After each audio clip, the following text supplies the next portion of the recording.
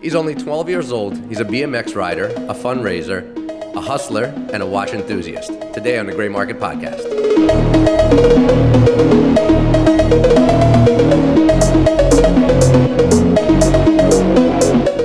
Morning. Today is Thursday, February 9th, 2023. With me today, I have Ryland Bricker.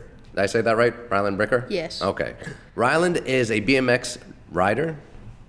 Yeah? Is that what it's called, a BMX rider? Yeah. He's a BMX rider. He's also a significant force in fundraising, and he happens to be a watch enthusiast, which is why he's on here. Now, 12 years old to be a watch enthusiast is something pretty rare. We don't see that often. We invited him onto the podcast to talk about what he does, how he does it, and obviously his passions. Rylan, good morning. How are you? Good, very good. Good. Nice to have you here. So, I know that you are, generally speaking, you're a BMX rider, but there's a reason why you stand out from other BMX rider. Tell me about what you've done. Tell me about your fundraising efforts. Why are you so well known for doing that? Well, over the past 5 years, we've raised about $100,000 for Leukemia and Lymphoma Society. Last year in total, we raised about $70,000, and I do it because I want to find a cure for cancer one day. Nice, very nice. So my sources tell me that you are the #1 fundraiser for the Race for Life, which is a BMX sponsored foundation. Is that the case? Yes. Okay. So how do you become the #1 fundraiser? Like, what did you do different than other kids? Put it out there. Over the past 5 years, I've asked for donations instead of birthday presents, asked for money instead of Christmas presents. I've done sitting outside of stores. We've done everything, thinking possible. Now, are you pressuring your family to just give you as much money as possible, or are you going out to the public and getting their money? Public. The public. Okay, sounds good. So, a little bit about the Race for Life. I know that it was started in 1981 to help a fellow BMXer that was diagnosed with leukemia. What's your connection to the Race for Life? Is there any reason why you're so supportive of it? Well, my dad and his best friend do a surf contest for cancer. And I wanted to be like him one day, and then we started BMX. This came into play, and I just kind of took off with that. Very cool. Okay. So I understand you started fundraising when you were 7 years old. You've been a top fundraiser in the country, raising over $160,000 for the fight against cancer. Tell me about just BMX riding in general. Like, what makes you do it? What do you love about it? I love being on my bike, I'm passionate, and I just love feeling free and being able to ride my bike. Cool. Are you any good at it? Yeah. Okay. Just wondering, because everybody wants to ride a bike, but obviously to be a BMX, rated rider, you have to be pretty good at it. Mm-hmm. I'm assuming you race other riders. How difficult is that? It can be difficult. Depends on where you go. If you go to a local race, it can be pretty good. Easy. If you go to Grand in Oklahoma, that's everybody. That can be pretty hard. Nationals are hard. Now, is it forgive me, I have never been to a BMX race. Is it just a regular round track, or is it with hills and valleys and are there jumps? Is there anything cool? Is it X Games type stuff? So it's you start in a starting hill with a gate, Mm-hmm. motocross, but not really. And you go down, and then there's jumps, and then there's the first turn. And then after the first turn, second straight, more jumps, third turn, and it goes on, so on. And instead of connecting a motocross track, it's just the finish line. Gotcha. Have you ever crashed?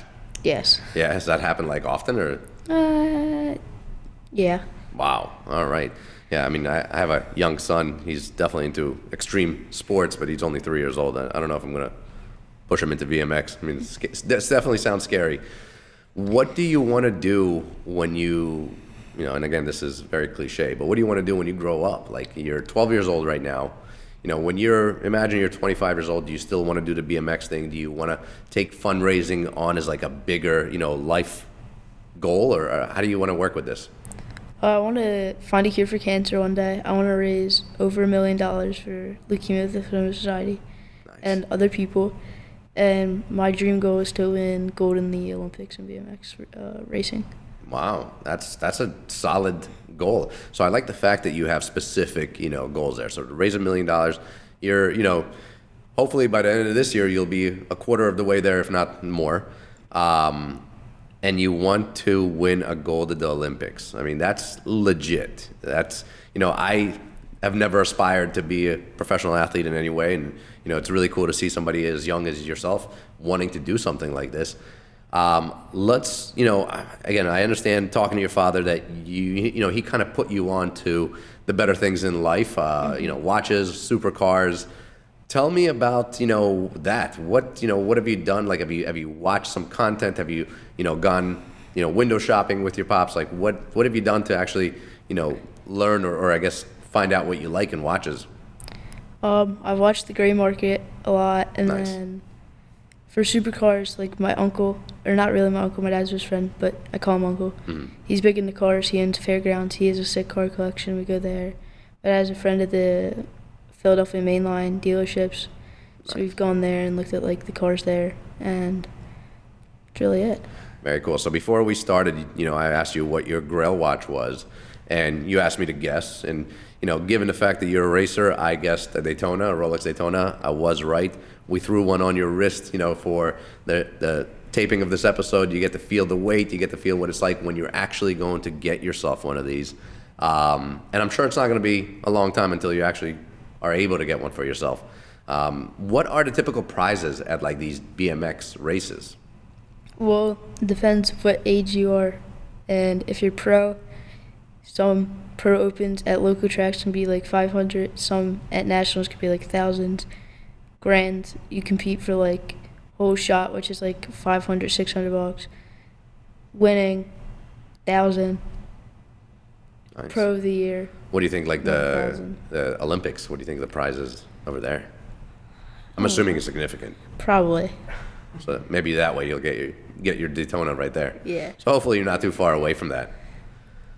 So obviously, we brought you on not just to talk about your, love for BMX, your love for watches. We brought you on because we are huge supporters of fundraising efforts. I mean, and people reach out to us all the time, and a lot of them we just have to kind of turn down. But when it's somebody like yourself that has hustled personally, you don't just talk the talk, you also walk the walk. You go out, you raise the money, you do whatever you need to do to make sure that you are constantly the #1 fundraiser in the country for this cause.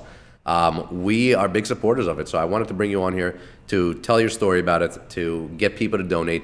Now, tell me, where do people go? What do people do in order to, I guess, donate to your Race for Life? It's on USA BMX thing. It's the fundraising thing. Okay, I'll throw it in the description so people can link to it. How about your Instagram? My Instagram right now is BMX_Bob712. Okay, and tell me, what's 712? That was my first ever race number from the first year I started. Nice. Now, do you keep the same number forever? No. No, it changes? Well, yeah, it changes depending upon what your district number is. If you get NAG, which is National Age Group, National, which is national over everybody. You can get Gold Cup, state plates you can only wear in New Jersey or wherever you are. And then once you become pro, you pick a number that's open, and you have that for the rest of your life. Nice. So we talked about your Grail watch. What's a Grail car for you? That's hard. It is hard because there's so many. I guess think about your father's best friend's collection. Which one of those would you take? Easily the number 3 Le Mans Corvette. Wow. Okay, that's a really good choice you got there.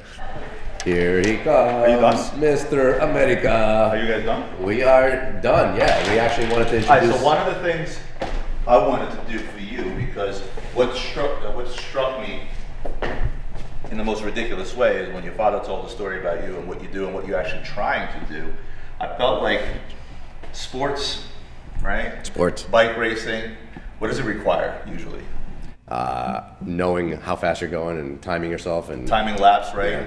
What's the one thing that in a watch that times laps? Chronograph. Chronograph. So we felt here that if you're gonna do these type of things, I felt like you should have your own chronograph to be able to do so. So what we decided to gift you a Tudor chronograph that you can wear. You can time laps with this. It is a chronograph. This is all yours to keep. You're familiar with Tudor. It's the other brand that Rolex makes. So take that off, because I know that's on loan to you, and you're not old enough to wear that expensive of a watch. I think for a kid who's 12 years old to own a watch such as this, it would be an honor for us to wear it, for you to wear it. and let's see if it's going to fit your wrist. It is yours to keep and do whatever you want to do with it. But I think that what you've done so far and what you're trying to do so far is amazing. I'm sure Avi has mentioned that we're going to be here every step of the way to help you. And so enjoy the watch. Congratulations, and good podcast, I guess. Thank you very much, Roman. That was amazing. Yeah. Enjoy. Rylan, congratulations. You just got gifted a chronograph tutor by the man himself, Mr. Roman Scharf. I mean, how does that feel? Tell me, how does that feel? Very happy. Very happy, all right. Excited. If your father won't let you wear the watch, you can always sell it.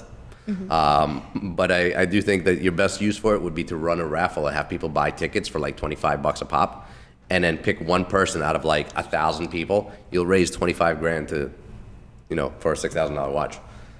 I think it's legal if you do it for fundraising. It's not legal if you do it for gambling. Well, thank you very much for joining me today. I love hearing your story. I love seeing kids hustle and really accomplish their dreams, and at the same time help others. I mean, there's nothing better than helping others while also helping yourself. Good luck with all your BMX races. Good luck with the fundraising. I really hope that you reach that $1 million goal that you're shooting for. If you need any help, obviously we're always here. We'll help you every step of the way. If nothing else, it was a pleasure meeting you and meeting your father.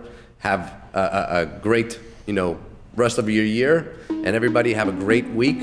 We'll see you tomorrow. If you like this episode, make sure to like, comment, subscribe, and share. See you guys tomorrow.